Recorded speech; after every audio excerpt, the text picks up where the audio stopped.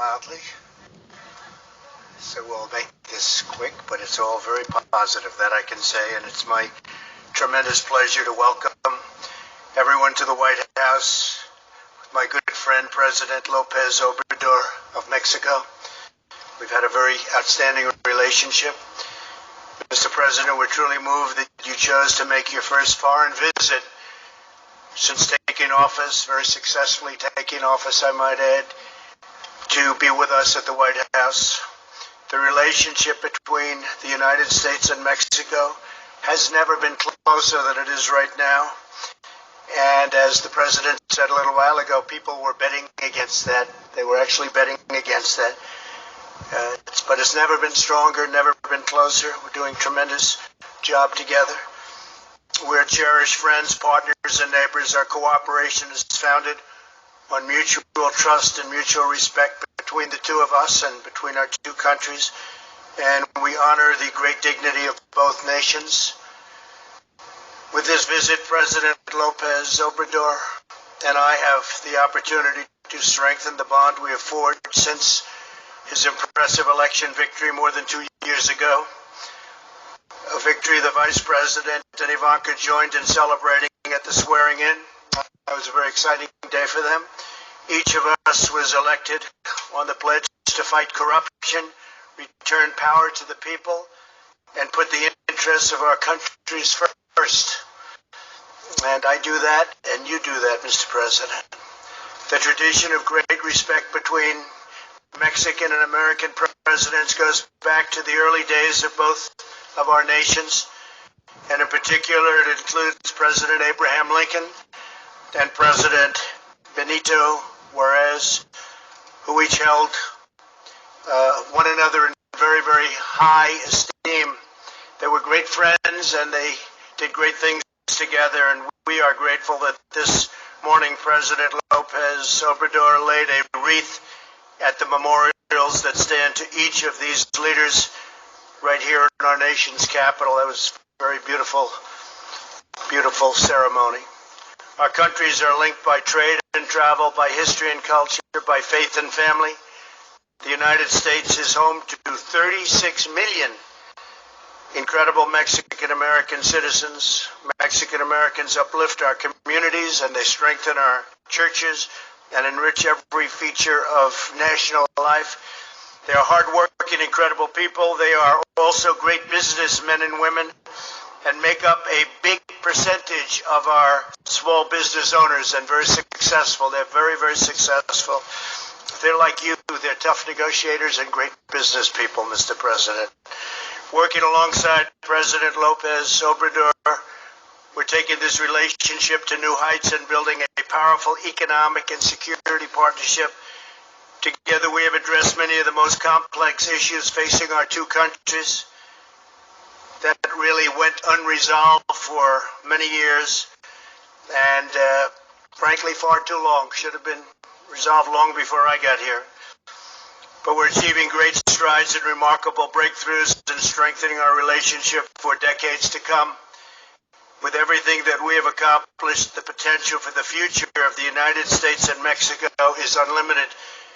Far, far greater situation really for both countries than anyone thought possible. Today we celebrate the historic victory we achieved together just days ago when NAFTA was officially terminated, one of the worst trade deals in history, and replaced with a brand new, beautiful USMCA. We want to thank Canada also. I spoke with and will be speaking to the Prime Minister in a little while. While NAFTA slashed wages and eliminated jobs, the USMCA includes groundbreaking labor protections for workers in both nations. This landmark agreement will bring countless jobs from overseas back to North America, and our countries will be very big beneficiaries. We are already seeing the fruits because it started. It's the largest, fairest, and most advanced trade deal ever reached by any country, and it will bring enormous prosperity to both American and Mexican workers and Canada. We want to thank everybody. We'll have a separate day with Canada. They're coming down at the appropriate time. but we want to congratulate Canada and the people of Canada and the Prime Minister. But this has been a tremendous achievement. It's actually the largest trade deal ever made. And we made a big one with China too, but this is the largest trade deal ever made. Our two governments are also in close cooperation to stop the illicit cross-border flow of drugs and guns, cash, and contraband, and very importantly, stopping human trafficking. We're forging critical partnerships across the Western Hemisphere to combat the cartels and the smugglers and to ensure safe, humane, and lawful migration. And we've been helped greatly by Mexico on creating record numbers in a positive sense on our southern border. It's been really very, very tight and done a great job. And I want to thank the Secretary who's here. We have Chad, you're here someplace. Where is Chad? What a good job you're doing, Chad. Great job. We're proud of you. And you've worked very closely with Mexico. I know you were just telling me what a great help they've been. Thank you very much, Chad. We've also worked closely in the battle against the coronavirus together, saving countless thousands of lives. It's been my honor to help Mexico procure 600 ventilators, and it's going to be a higher number than that. They needed them very badly, and we were able to make them. We're making thousands a week, and we're helping a lot of countries.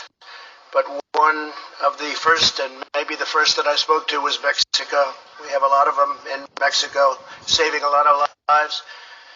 And Mr. President, we're in this fight together, and we're doing very well. Just a couple of things on that. I'm proud to further announce that the U.S. is by far number one in testing, number one in the world in testing, and that the mortality rate is the lowest, or just about the lowest, of any nation anywhere in the world. And we're safely reopening our country, and very importantly, we're safely reopening our schools. We want the schools to be open and going in the fall. And most of them, I think, are looking at it that way. It's very important. We're finding out that learning by computer is not as good as learning in the classroom or learning on the campus, and I think you're finding that too. We want to learn in the classroom, so our schools, we want them open in the fall. Following President Lopez Obrador's remarks, we'll sign a joint declaration committing ourselves to a shared future of prosperity, security, and harmony. This is truly a proud moment in history for both of our nations, Mexico and the United States.